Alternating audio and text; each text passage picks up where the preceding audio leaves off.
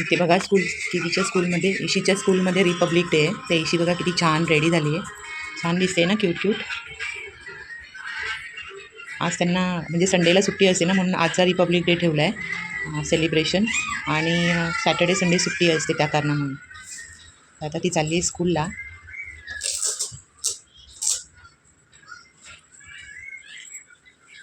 तिला व्हाईट नाही तर ड्रेस कोड होता, ऑरेंज ग्रीन व्हाईट असं घालायचं.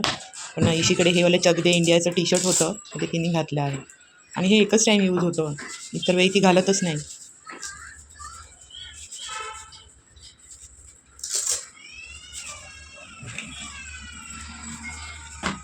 टिफिन हॅपी रिपब्लिक डे बोल. तर फ्रेंड्स, प्रजासत्ताक दिनाच्या तुम्हाला खूप साऱ्या शुभेच्छा, तुम्हाला आणि तुमच्या फॅमिलीला सुद्धा आमच्या फॅमिलीकडून. तर आज ना ईशीचं रिपब्लिक डे पण होतं आणि एक्झाम पण होती हिंदीची.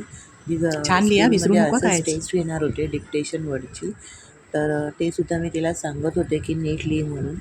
तर हॅलो, कसे आहात तुम्ही सर्व? मस्त ना, मस्तच राहा. सर्वांना सर्वप्रथम श्री स्वामी समर्थ. तर इकडे ना ईशी गेली स्कूलला आणि हे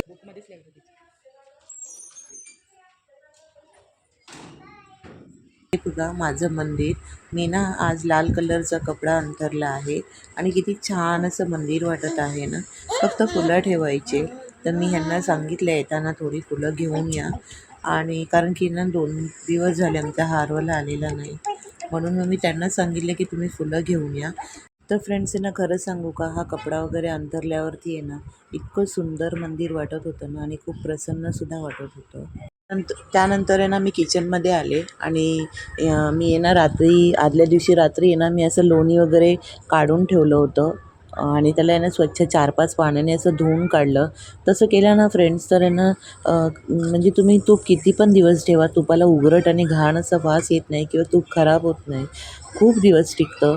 तर आहे ना मी असं काढून वगैरे ठेवलं आणि तसंच ते मी आहे ना फ्रीझरमध्ये ठेवून दिला लोण्याचा हा टोप. आणि नंतर ना त्याच्यामध्ये बर्फ असं छान जमा झाला होता. तर म्हटलं गॅसवर ठेवल्यावरती त्याचा पुन्हा आपोआप बर्फ वितळून जाईल म्हणून. आणि बघा मी इथे कढईमध्ये सुद्धा त्याला ट्रान्सफर करून घेतलं आहे. तर मला आहे ना लोणी काढून घ्यायचं होतं. तर मी ना इथे लोणीसुद्धा काढून घ्यायचं म्हटलं, थोडासा हा मेल्ट झाला ना की ह्याचं लोणी वगैरे काढून घेईल. तर मला लोणी कशासाठी हवं आहे, तर आहे ना मला लोणीचा डोसा खायचा आहे आणि आता डोशाचं पीठसुद्धा भिजवणार आहे. ते तर तुम्हाला दाखवेलच पुढे व्हिडिओमध्ये. तर बरेच जण म्हणतात लोण्याचा डोसा खूप छान लागतो, टेस्टी लागतो. तर म्हटलं चला बघू कसा टेस्टी लागतो. मी कधी आजपर्यंत खाल्ला नाही आहे, तर विचार केला चला बघूया काढून. आणि घरचंच लोणी आहे तर काही हरकत आहे.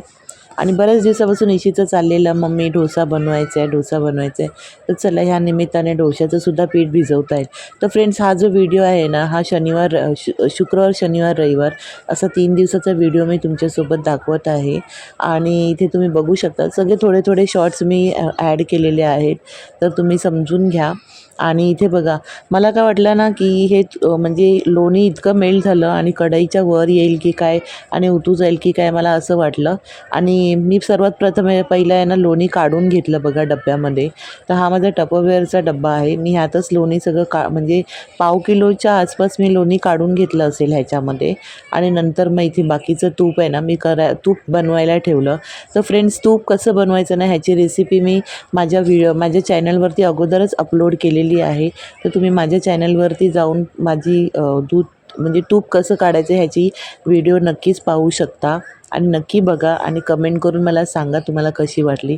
तर बघा, एकंदरीत त्यांना एवढंच तूप निघालं, 850 ग्राम काहीतरी तूप निघालं. आणि मला वाटलं होतं की 2 किलो लोणी असेल तर 2 किलो लोणीचं 1/2 किलोभर तरी तूप निघेल. पण नाही झालं तसं.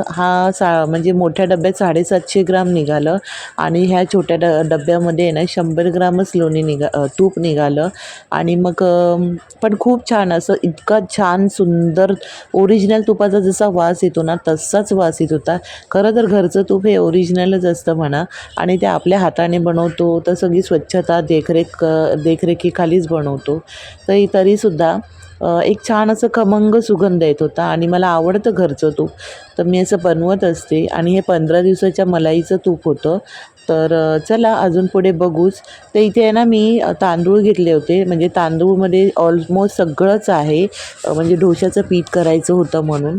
तर ह्याच्यामध्ये आहे ना उडदाची डाळ आणि थोडीशी मेथी, ही मी ना असं मिश्रण बनवूनच ठेवते. म्हणजे जसं लागेल ना तसं आपल्याला सगळे डबे काढायची गरज नाही आहे.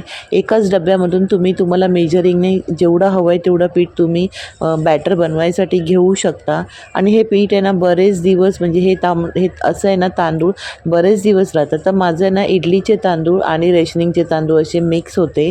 तर म्हटलं चला, आणि मी नेहमी एवढेच भिजवते. तर हा डब्बा मी मेजरिंगला घेते ना, तर ह्याचा आहे ना अर्धा अर्धा असं 3 खेप माझ्या होतात या डब्याच्या. तर इथे तुम्ही बघू शकता. आणि आता मी लास्ट हे उरलेलं होतं, पुन्हा मला हे मिश्रण बनवायचं आहे. तर इथे आहे ना पीठ वगैरे भिजवलं आणि नंतर झाली संध्याकाळ. तर मी डायरेक्ट संध्याकाळचा व्हिडिओ शेअर करते. तर इथे ना आमच्याकडे शुक्रवार आणि शनिवार आहे ना फेअर असतं, आणि तिथे ना असे स्टॉल वगैरे लावले जातात. तर यावेळेस आहे ना स्टॉलमध्ये फक्त खाण्याच्याच वस्तू होत्या, कपडे नाहीतर गेल्या वर्षी आहे ना कपडे, ज्वेलरी ह्या सगळ्या वस्तू असायच्या. यावेळेस आहे ना तसं काहीच नव्हतं. जिथे तिथे आहे ना खाण्याच्याच वस्तू होत्या. पाणीपुरी, काय म्हणतात ते बर्गर, त्याच्यानंतर मिक्स भेळ, चायनीज भेळ. फक्त एकच स्टार्टिंगला स्टॉल होतं, ते कुर्तीचं वगैरे होतं, पण तेही खूप कॉस्टली आणि खूपच हे होतं, म्हणजे ठीकठाक होतं, इतकं काही मला आवडलं नाही ते. त्यानंतर आहे ना घरी हा होता शनिवारचा दिवस. तर शनिवारी बघा सकाळी ना इशीने असे छान फ्लॅग बनवले होते, आणि ती सांगत होती की तुम्हाला जर फ्लॅग्स बनवायला शिकायचं असेल ना तर मला नक्की कमेंटमध्ये सांगा. तर मी तिला सांगितलं की सगळ्यांना फ्लॅग बनवायला येतं, कारण सगळ्यांच्या स्कूलमध्ये फ्लॅग बनवायला शिकवलं जातं. तर ती बोली मी अजून फ्लॅग बनवले, थांबा तुम्हाला दाखवते. तर तिने ना आमच्यासाठी सुद्धा फ्लॅग बनवलेले होते. इथे तुम्ही पाहू शकता, तिने आमच्यासाठी सुद्धा हे सगळे फ्लॅग बनवले आणि मस्त बनवलेले. तिच्या परीने तिने मस्त प्रयत्न केला आहे, छान केलं आहे. तर एक डुग्गूसाठी, माझ्यासाठी आणि इशीच्या पप्पासाठी, इशीच्या आजीसाठी असे तिने 4 फ्लॅग, आणि इशीने स्वतःसाठी असे 5 फ्लॅग बनवले होते. तर ती बोलली होती मम्मी उद्या आपण जाणार ना झेंडावंदन करायला, तेव्हा आपण सगळ्यांनी हे झेंडे लावून जायचं.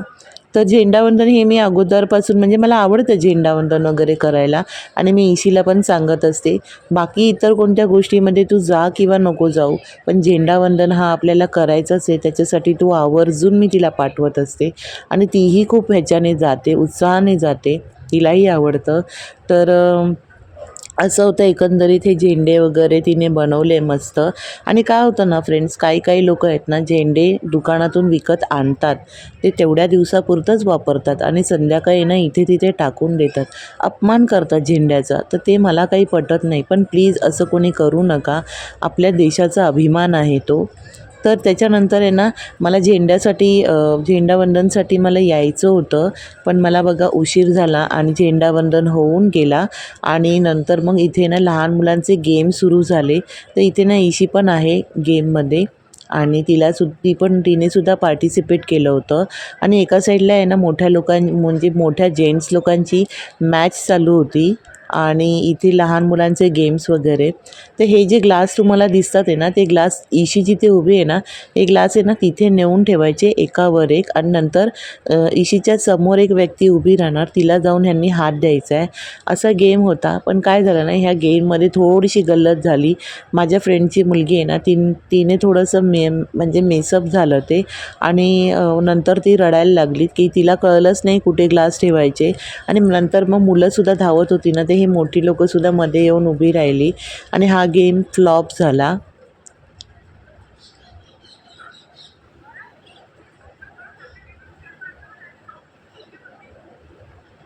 आणि नंतर हा गेम आहे ना हे झाला म्हणून पुन्हा दुसऱ्यांदा म्हणजे रिटर्न हा गेम घेतला गेला. तर बघा इथे मुलं धावत असताना ह्यांना काय गरज आहे बरं मध्ये उभा यायची राहायची. एखादं मूल पडेल, पायात पाय अडकेल, तर ह्यांनी ना ते न बघता पहिले ह्यांच्या गेमचे अरेंजमेंट करत बसले आणि असो. आणि नंतर मग हा गेम पुन्हा घेतला गेला. तर इकडे आहे ना ती खूप म्हणजे जास्तच रडायला लागली आणि त्याच्यामध्ये किवी तिथे खेळत होती ना, तर तिचं म्हणणं होतं की तिलासुद्धा किवीसोबत खेळायचं होतं, म्हणजे इशीसोबत. तर पुन्हा एकदा हा गेम सुरू झाला आणि इशीने ना लाईनच्या अगोदर ग्लास स्टॅक केले. त्याच्यामुळे मग इशीला त्या लोकांनी नंबर नाही दिला. पण इशी तर इथे आहे ना इशीने थोडीशी गल्लत केली. तिला लाईनच्या इथे ठेवायचं होतं, तिने ठेवलंच नाही आणि लाईनच्या अगोदर ठेवून दिलं. फर्स्ट टाईम झालं, बरोबर केलं आणि सेकंड टाईमला ती म्हणजे धावण्याच्या नादामध्ये ती विसरून गेली आणि नंतर मग तिने बरोबर केलं होतं. थोडंसंच फक्त म्हणजे एक पाऊलच तिने अगोदर ठेवलं असेल, पण ह्या लोकांनी तिला नंबर नाही दिला. कारण आणि तिचं हे ठेवून पण तिचा फर्स्ट नंबर आलेला, पुढे तुम्हाला व्हिडिओमध्ये दिसेलच. पण हे लोक काय करतात माहिती आहे, मुलांना खेळायला लावतात आणि स्वतःच्याच मुलांना जिंकवतात. मी नेहमीच यांचं ऑब्झर्व करते, नेहमी असं होतं की स्वतःच्या मुलांना जिंकायला लावतात आणि बाकीच्या मुलांना डिमोटिवेशन होतं. यामुळे त्यांना असं वाटतं की आम्ही एवढं चांगलं खेळून पण आम्हाला नंबर नाही दिला. पहिला गेम पण झाला ह्यांचा रेसिंगचा. रेसिंगमध्ये पण इशी फर्स्ट आली, पण ह्या लोकांनी रेसिंगमध्ये पण इशीला फर्स्ट प्राईज दिलं नाही, कारण त्यावेळी मी सुद्धा तिथे अवेलेबल नव्हती आणि ह्यांना वाटलं की फॅमिली नाही आहे, कोण फॅमिलीमधला मेंबर, तर कोणाला काय कळणार आहे. पण बाकीचे लोक सांगत होते की इशीने फर्स्ट नंबर काढला आणि ह्या लोकांनी नाही दिलं. तर असतात अशी काही लोक जी मुद्दामून करतात. असो. आणि इथे ना नंतर सिनियर सिटीजन लोकांनासुद्धा घेतलेलं. तर मम्मीसुद्धा होते आमच्या. मम्मी नाही म्हणत होत्या खेळायला, पण तरीसुद्धा मम्मीनी म्हणजे त्या लोकांनी जबरदस्ती केली खेळण्यासाठी. तर असे ना हे 2 ग्लास हातात घेऊन पुढे चालत जायचं होतं. आणि हा जो एवढा कॅमेरा हलतो आहे ना, तर हा मोबाईल आहे ना इशीच्या हातामध्ये होता आणि तुम्हाला माहिती आहे इशी बरोबर कॅमेरा पकडतच नाही. ती आहे ना खूप हलवते कॅमेरा, खूप हलवते. कधी तर आणि मेन व्हिडिओलाच ती कॅमेरा हलवते. कधी तर ब्लरच दिसतं, कधी तर ते खूप म्हणजे वेगळेच व्हिडिओ येतात. असं होतं तिच्याकडून.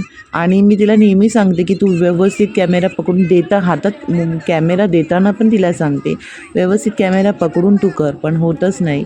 तर इथे बघा मम्मी आणि बाकीचे जे लेडीज होत्या ना, तर त्यासुद्धा म्हणजे ह्या खेळत होत्या. आणि मम्मीचा पुढे जाता जाता नंतर थोडासा ग्लास खाली पडला, म्हणजे 1-2 पाऊल अगोदर जाता तर ग्लास पडून गेला. तर असा होता हा गेम. आणि असो खूप छान खेळले सगळेजण सिनियर सिटीजनमध्ये पण. आणि ज्या एक आंटी होत्या माझ्या फ्रेंडच्या सासूबाई होत्या, त्या जिंकल्या, त्यांचा फर्स्ट नंबर आला. आणि इथे ना आम्ही लोक बसलेलो होतो. तर हा आहे ना माझा ग्रुप आहे आणि माझ्या ग्रुपमध्ये काही थोडे म्हणजे सिनियर सिटीजन वगैरे म्हणजे एक लगोलगच आहेत. त्यानंतर ना आम्ही घरी जाऊन आराम वगैरे करून आलो आणि जेवलो वगैरे. आणि नंतर ना इथे 2:30 वाजता ड्रॉइंग कॉम्पिटिशन होतं. तर इथे बघा डुगूनेसुद्धा किती छान ड्रॉइंग काढलेलं आहे आणि इशी काढणार आहे इंडिया गेटचं ड्रॉइंग. तर आहे ना काय झालं माहिती आहे का, इशीने इंडिया गेटचं ड्रॉइंग आहे ना खूप छान काढलं. थोडंसंच मी तिला सांगितलं, पण तिने खूप मस्त ड्रॉइंग काढलं आणि तिला ह्याच्यामध्ये फर्स्ट प्राईजसुद्धा भेटलं. पण काय झालं ना, ड्रॉइंग काढायला वेळ झाला आणि तिने कलरिंग वगैरे केलं आणि मी तसंच ते म्हणजे घाईघाईमध्ये तसंच ते ड्रॉइंग पेपर मी देऊन आले आणि तिचा व्हिडिओ मला काढायला भेटलाच नाही की तिने कसं ड्रॉइंग काढलं ते तुमच्यासोबत शेअर करायला मला मिळालंच नाही. तर होतं असं. आणि म्हणजे मी माझ्या एक्साइटमेंटमध्ये मी हा एक घोळ केला. आणि तरी पण बघा पेन्सिलने काढलेलं ड्रॉइंग बघा तिने किती सुंदर आणि छान काढलेलं आहे. आणि त्यामध्ये फ्लॅग वगैरे काढलेलं, तो खूप मस्त काढलेलं. आणि त्याच्यात तिला फर्स्ट प्राईज दिलं.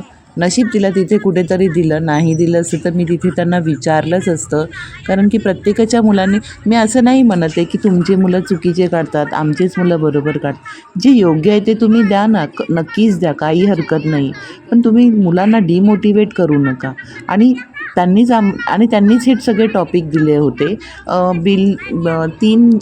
5 वर्षाच्या मुलांपासून ते 10 वर्षाच्या मुलांपर्यंत त्यांना झेंडावंदन कसं करायचं ना त्याचं दिलं होतं ड्रॉइंग काढायला. आणि जे 3 वर्षाच्या आतली जी मुलं होती ना, 3 ते 4 म्हणजे 5 वर्षाच्या आतली जी मुलं होती ना, त्यांना असं दिलं होतं की तुमच्या मनाने तुम्ही काय पण काढा, तर इथे ना डुग्गू आणि लहान मुलं होती ना, माझ्या फ्रेंडची मुलगी पण लहान होती, म्हणजे दोघी फ्रेंड आहेत, त्यांच्या मुली लहान लहानच होत्या. तर त्यांच्यासाठी ना असं ड्रॉइंग केलेले पेपर होते, फक्त कलर भरायचं होतं. आणि तरीसुद्धा डुग्गूने छान असं कलर केलं त्यामध्ये. पण नाही दिलं त्यांनी, हरकत नाही. प्राईजचं काही नाही वाटत, पण एक मुलांना असं कॉन्फिडन्स येतो ना, की हां बाबा म्हणजे आम्ही छान केलं आहे वगैरे. त्यातल्या त्या डुग्गूला तर काही कळणार नाही म्हणा, पण बाकीचं तर आहे ना. असो, नंतर तिथे ना प्राईज डिस्ट्रीब्युशन झालं, ईशीलासुद्धा प्राईज मिळालं आणि मग आम्ही तिथून निघून आलो. आम्ही आमच्या छोट्या गार्डनमध्ये आलो आणि छोट्या गार्डनमध्ये आल्यावरती आम्ही थोडंसं स्वतःला मोटिवेट करत होतो. खूप मज्जा मस्ती केली, हसवलं एकमेकांना आणि नंतर तो टॉपिक आम्ही तिथेच चेंज करून टाकला. तर ईशी आमची इथे ना फोटोज वगैरे काढत होती. त्याच्यानंतर मी ईशीच्या आणि ते लहान बच्चा पार्टीचे फोटोज वगैरे काढले. तर इथे आम्ही डुग्गूला खूप बोललो होतो हस हस, तो हसलाच नाही आणि त्याला म्हणजे बोटंसुद्धा म्हणजे असं टूर टाईप करून विनर बनून करायला सांगत होते, केलं नाही. तर असा होता एकंदरीत व्हिडिओ. तर चला भेटूया नेक्स्ट व्हिडिओमध्ये. Bye bye.